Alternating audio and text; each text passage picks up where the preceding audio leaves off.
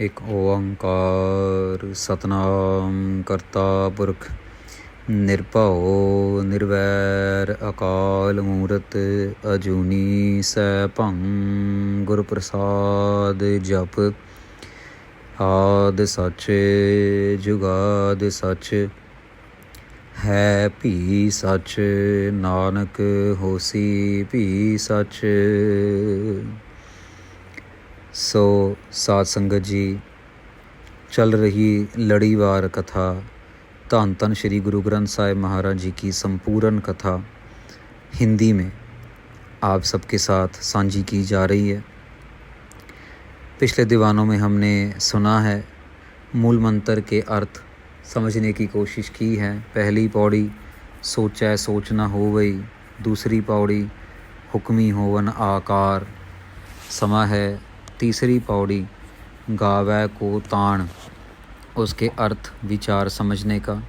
आओ किस तरह गुरु नानक देव जी महाराज ने इस संसार का भला करने के लिए, भक्ति के साथ, प्रेमा भक्ति के साथ जोड़ने के लिए क्या क्या उपदेश किए, वो उपदेश साझे करते हैं। बड़ा ही अनोखा फ़लसफ़ा गुरु नानक देव जी महाराज ने अपने प्यारों को, संगत को, सारी कायनात को दिया। आओ समझने की कोशिश करते हैं गुरु नानक देव जी महाराज किस प्रकार अकाल पुरख की वाणी के साथ हमें जोड़ रहे हैं। गावै को ताण होवै किसै ताण।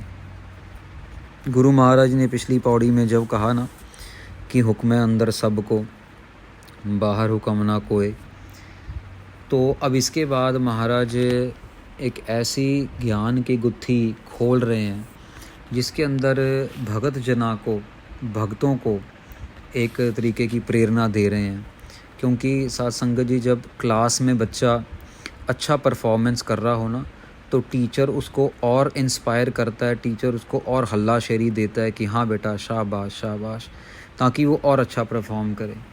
तो गुरु नानक देव जी महाराज सिद्ध पुरुषों के साथ बैठे हुए हैं, और सिद्ध पुरुष कहते हैं उनको, उनसे सवाल जवाब करते हैं, और उनके सवाल जवाब के बीच में ही ये सब जो है अर्थ गुरु नानक देव जी महाराज बता रहे हैं।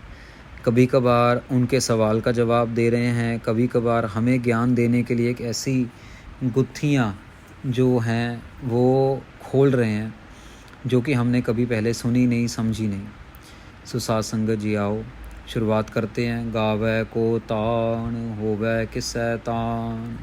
गुरु महाराज कह रहे हैं कि उसको कौन गा सकता है, उसको गाने की या उसके गुणों को बयान करने की ताकत किसके पास है। उसके जो कह लो कि उसकी वडियाइयाँ हैं, उसके गावै को ताण, ताण का मतलब कि उसकी पावर को, उसके कह लो कि क्षमता को, उसकी बाउंड्रीज़ को बयान करने की किसके पास पावर है, ये गुरु महाराज कह रहे हैं। अभी कौन उसका बयान कर सकता है। गावै को दात जाने नीसान। गुरु महाराज आगे वचन करते हैं कि लोग जो हैं वो उसके किए हुए काम को लेके, उसके दिए हुए दातों को लेके, मतलब उसकी दी हुई जो गिफ्ट हैं हमें, जो उसके दिए हुए हमें कह लो कि तोहफे हैं, हमारी आँख, हमारे नाक, हमारे बाजू, हमारे पैर, हमारी ज़ुबान, हमारे सुनने की शक्ति, हमारी बोलने की शक्ति, हमारी देखने की शक्ति, हमारी सूंघने की शक्ति, इन सब तोहफ़ों को लेके उसकी वडियाई करने वाले हैं बहुत सारे उसको, उसकी पावर को, उसकी बाउंड्री को बयान करने वाले हैं। पर कौन कर सकता है उसकी पावर को बयान, ये सवाल कर रहे हैं महाराज। अब आगे महाराज एग्ज़ाम्पल देंगे कि भाई कई लोग तो उसके तोहफ़ों को लेके उसके गुण गाते हैं कि तुमने ऐसा किया, तुमने हमें ये दिया, तुमने हमें वो दिया। इसके लिए कई लोग उसके निशान को, दात जाने निशान, कई लोग अभी जैसे कोई गरीब को, कोई रिक्शे वाले को अगर कोई लॉटरी लग जाए और उसकी लॉटरी लग गई और उसने लॉटरी में बहुत सारा पैसा निकाल लिया, कमा लिया, तो वो लॉटरी के मिले हुए पैसों से ही प्रभु को तोल देगा कि भैया अरे ये प्रभु तो बहुत ऊंचा है, देखो मेरे को कितना सारा पैसा दे दिया। जब तक उसके पास पैसा नहीं था तब तक प्रभु ऊंचा नहीं था, जब उसको पैसा मिल गया तो प्रभु ऊंचा हो गया, बड़ा हो गया। तो कई लोग तो इसीलिए गुण गाते हैं कि उनको तोहफ़ा मिल गया, उनके तोहफ़ों के हिसाब से उसके गुण गाए जाते हैं, पर ये तो अधूरे हैं। उसके ख़जाने में तो पता नहीं कितने कितने बड़े तोहफ़े पड़े हैं, उसका भी बयान नहीं किया जा उसके तोहफ़ों का ही बयान नहीं किया जा सकता, तो उसको कैसे बयान करेंगे। गुरु नानक देव जी महाराज सिद्ध पुरुषों को समझा रहे हैं कि उसको बयान करना इतना आसान नहीं है, उसको बयान किया नहीं जा सकता, उसको महसूस किया जा सकता है, उसका जाप किया जा सकता है, उसकी वडियाई की जा सकती है, पर उसको पूर्ण तरीके से बयान नहीं किया जा सकता। गावे को गुण वडियाइयाँ चार, महाराज कह रहे हैं कि कोई उसके गुण गाता है, उसकी वडियाइयों को गाता है, वो कितना बड़ा है, कितना शक्तिशाली है, कितना संपूर्ण है, सबको बनाने वाला है, सबको प्यार देने वाला है, ये उसके गुण हैं साध संगत जी, उसका बड़प्पन है, उसकी खूबसूरती है, उसका आचार। गुण वडियाइया चार, चार मतलब खूबसूरती, आचार आचरण, उसके आचरण को, जैसे जब राम जी का नाम आता है तो उनके नाम के साथ में लगता है मर्यादा पुरुषोत्तम श्री राम। तो मर्यादा पुरुषोत्तम मतलब कि मर्यादा के सबसे बड़े एग्जाम्पल, जिन्होंने अपनी ही स्त्री का भी अग्नि परीक्षा ली। चाहते तो कह सकते थे कि नहीं, हम इस युग के अवतार हैं भैया, हमारी स्त्री की कोई परीक्षा नहीं होगी, हमें इस चीज़ का ज्ञान है कि रावण ने उसको कोई हाथ नहीं लगाया, उसको कभी तंग नहीं किया, वो जैसी पवित्र गई थी वैसी ही पवित्र वो वापस आई है। लेकिन श्री रामचंद्र जी ने ऐसा नहीं किया। अपनी मर्यादा को क्यों सवाल किया गया था साध संगत जी उनसे कि आपने ऐसा क्यों किया, तो रामचंद्र जी ने जवाब दिया था कि अगर आज मैं ऐसा करूँगा अपनी स्त्री को, क्योंकि मैं राजा हूँ, मैं बहुत बड़ा अवतारी पुरुष हूँ, तो कल को सारे ऐसी छूट मांगना शुरू करेंगे, छोटे बड़े सब कहेंगे भैया मेरे पास ये लाइसेंस है, भैया मेरे पास ये शक्ति है, तो मेरी भी स्त्री को मेरे भी घर में ऐसा का या ये मर्यादा जो है नहीं निभानी चाहिए। तो ऐसे करते करते मर्यादा का हर एक जगह भंग हो जाएगा। तो साध संगत जी कई उसके आचरण को लेके उसके गुण गाते हैं, जैसे श्री रामचंद्र जी को मर्यादा पुरुषोत्तम कह के उनके गुण गाए जाते हैं।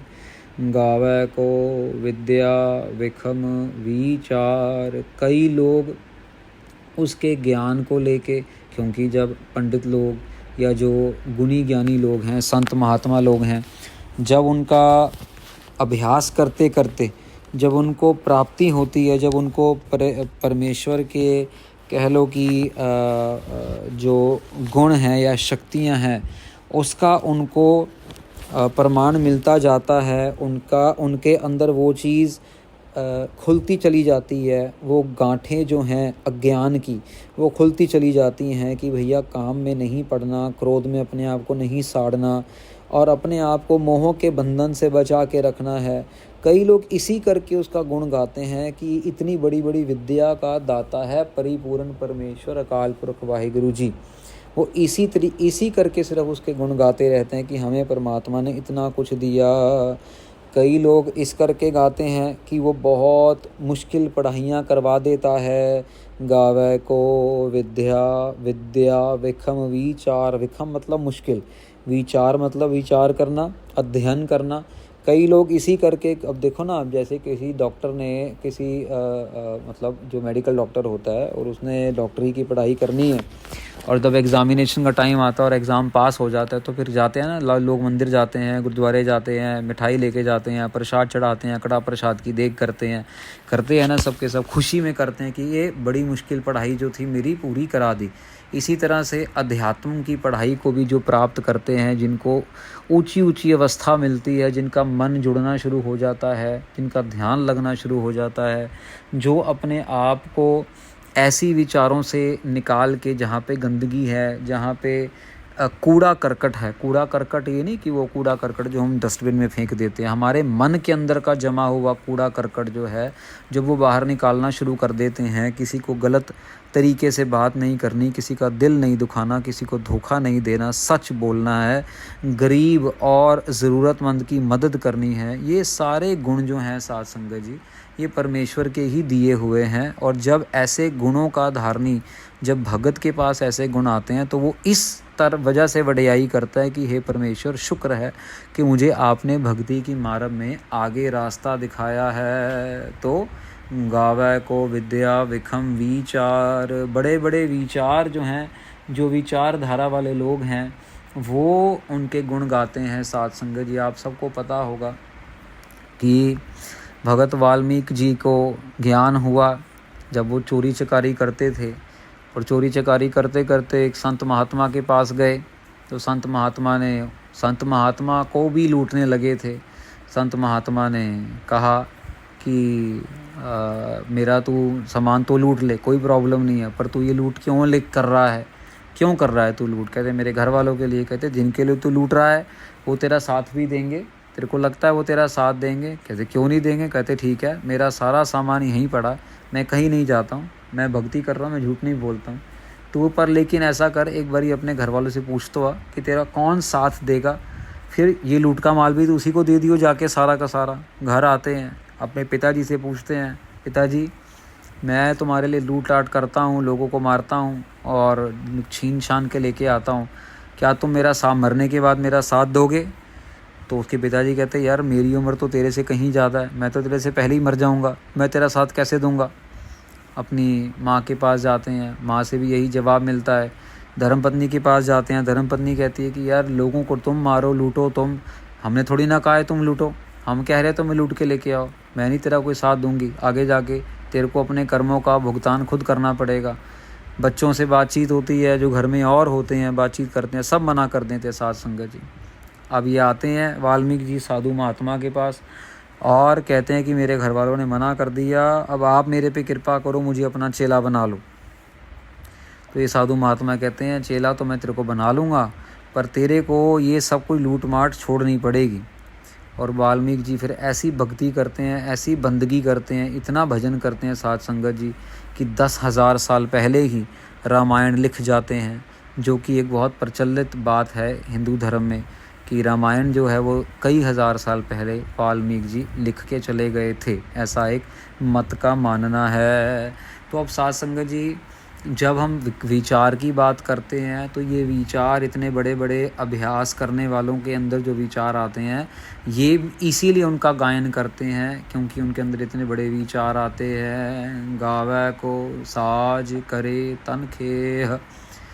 गुरु महाराज कह रहे हैं कई लोग इसीलिए गाते हैं, परमेश्वर का भजन करते हैं ये सोच के कि परमेश्वर सबको बनाने वाला है, साज करे, साज मतलब सबको सजाने वाला है, और करे तन खेह, खे मतलब मिटाने वाला है, मिट्टी करने वाला, खे का मतलब मिट्टी। तो सबको साज करे तन खे मतलब बनाने वाला भी वही है, मिटाने वाला भी वही। और कई लोग सिर्फ इस लिए गुण गायन करते हैं कि वो इतना शक्तिशाली है।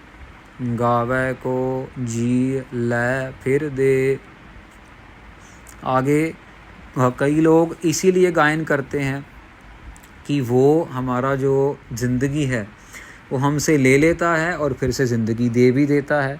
कई बारी आपने सुना होगा उस फलाने का पुनर्जन्म हो गया, उसने दोबारा जन्म ले लिया, उनको तो अपना पिछला जन्म याद भी होता है। कई भजनीक बंदगी वालों को भी याद होता है।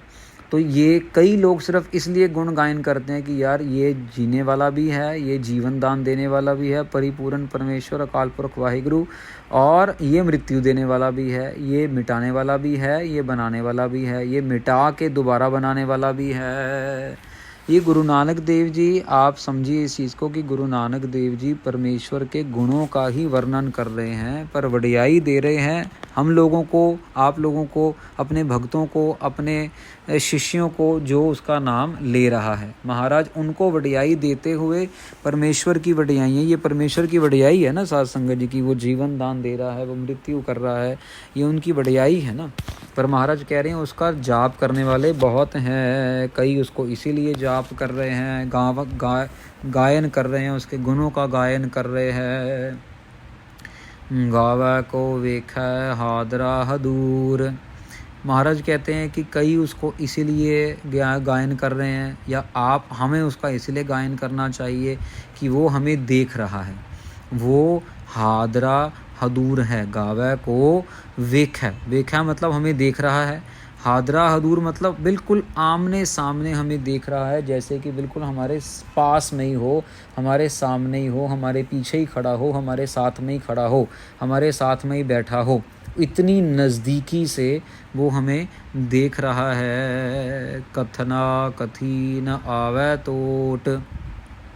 तो महाराज कह रहे हैं कि भैया उसको जो बोलने वाले हैं, जो उसका गायन करने वाले हैं, जो उसको उसका जो ज्ञान देने वाले हैं, उनके पास उनकी कोई कमी नहीं है। इतने लोग हैं जो उसका गाम उसके नाम का जाप कर रहे हैं, उसका गायन कर रहे हैं, उसको गा रहे हैं, उसके गुणों को गा रहे हैं। उनका कोई एंड नहीं है। बहुत लोग हैं। आगे महाराज गिनती भी 10 बता रहे हैं। कथ कथ कथी कोटि कोट कोट। महाराज कह रहे हैं कि उसकी कहानियाँ सुनाने वाले, उसकी बातें सुनाने वाले कई करोड़ करोड़ करोड़ हैं साध संगत जी। करोड़ों के करोड़ हैं। मतलब अब ये समझिए कि जैसे हम कहें ना कि 100 बर 100 तो बन जाता 10,000, और 100 अगर हम 3 बारी करें तो वो बन जाता है 10 लाख। अब ये करते करते गुरु महाराज कह रहे हैं करोड़ों के ऊपर करोड़ हैं जो उसका नाम जाप कर रहे हैं। साध संगत जी देखो, गुरु नानक देव जी के ज्ञान की आँख कितनी दूर तक जा रही है, जो ये बता रही है कि महाराज ने अब देखे होंगे या सुने होंगे, समझे होंगे, तभी महाराज बोल रहे हैं, नहीं तो महाराज ऐसे तो बोलेंगे नहीं। कितना बड़ा ज्ञान का विषय भंडारा खोल रहे हैं कि कितने करोड़ों के करोड़ लोग 3 टाइम्स करोड़ को आप मल्टीप्लाई करेंगे, 3 बारी आप करोड़ को गुना करेंगे, तब जाके ये नंबर बनता है। साध संगत जी आप हिसाब लगा लीजिए कि ये नंबर कितना बड़ा बन जाएगा। 1 बारी करोड़ है तो उसमें 7 ज़ीरो आ जाते हैं, तो 3 बारी करेंगे तो 21 ज़ीरो आ गए। अब अपने को तो शायद उसका अकाउंटिंग का नाम भी नहीं पता होगा, और 21 ज़ीरो हो तो क्या नाम लिया जाता है।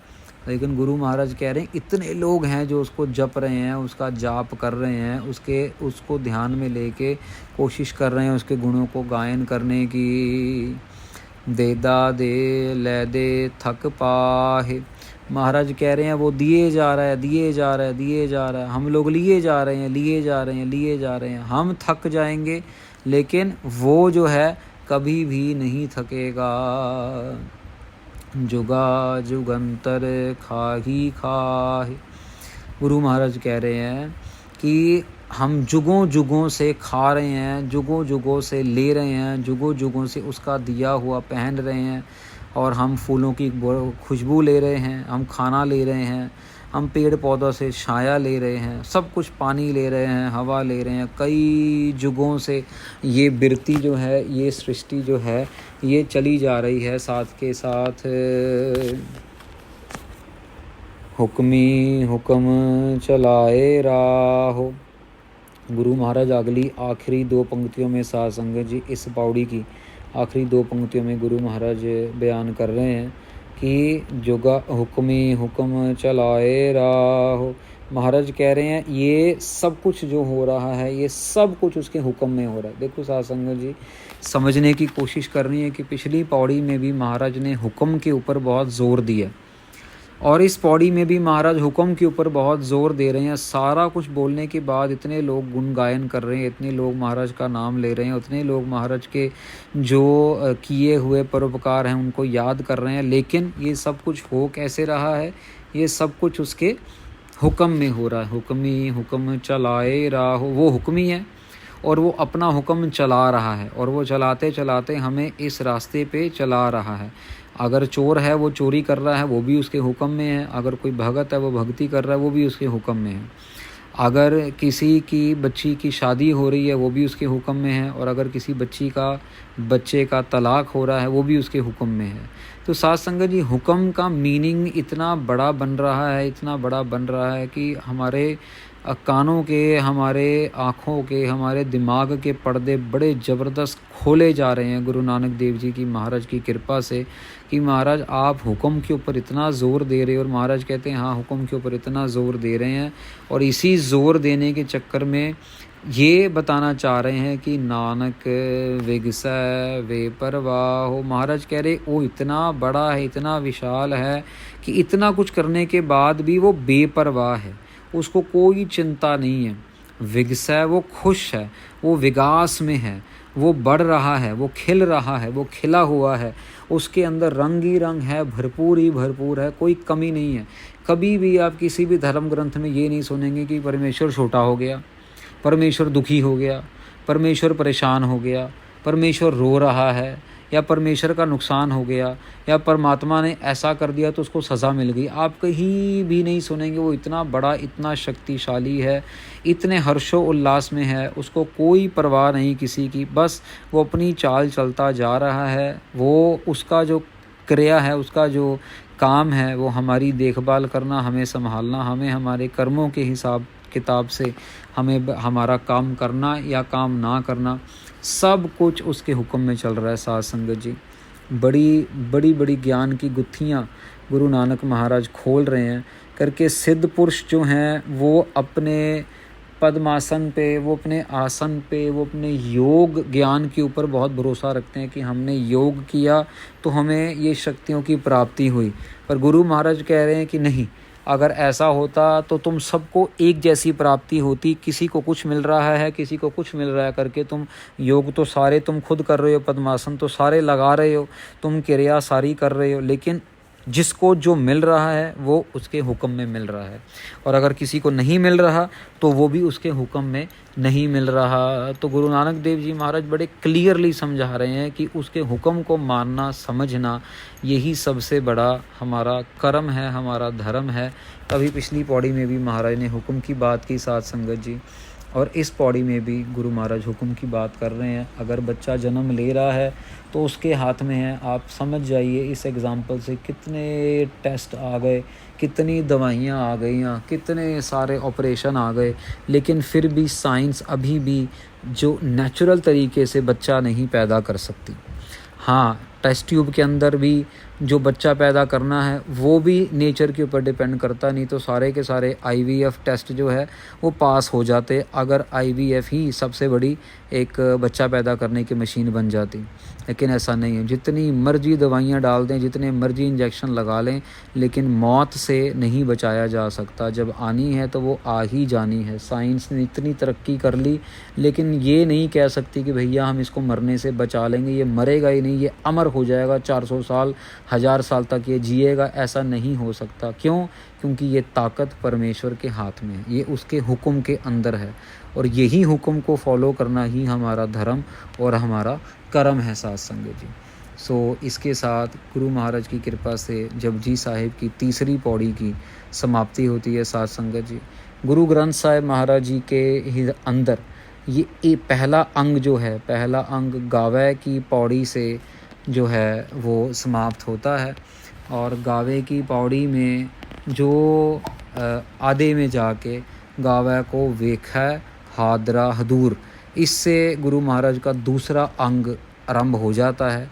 तो आप सबको इस बात की भी बधाई हो कि हमने पहले अंग की कथा जो है संपूर्ण महाराज ने करवाई है अपनी कृपा से। आगे भी महाराज के चरणों में अरदास बेनती है कि इसी तरह निर्विघ्न गुरु महाराज हिंदी में अपने पूरे ग्रंथ की कथा आप करवा लें, आप सबको समझ आए, हमें बल बख्शे महाराज की कृपा से ये कथा जो है एक बहुत ही सलीके से, बहुत ही सरल भाव से सब तक पहुंचाई जाए। मुद्दा ये नहीं है कि ज्ञान का प्रगटावा किया जाए कि भैया हमें कितना ज्ञान है, हमने कितनी किताबें पढ़ी हैं, ये नहीं मुद्दा।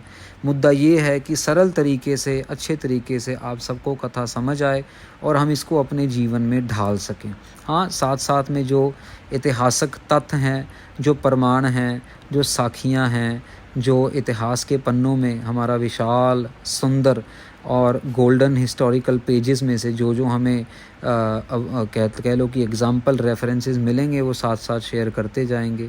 तो आज के लिए आपने इतने वचन प्रवान करने, आपसे क्षमा याचना लेते हैं। कल अगली पौड़ी गुरु नानक देव जी महाराज ने जो जपजी साहिब में उच्चारण की, उस पौड़ी की विचार लेके आपके सामने हाजिर होंगे। तब तक के लिए वाहेगुरु जी का खालसा, वाहेगुरु जी की फतेह।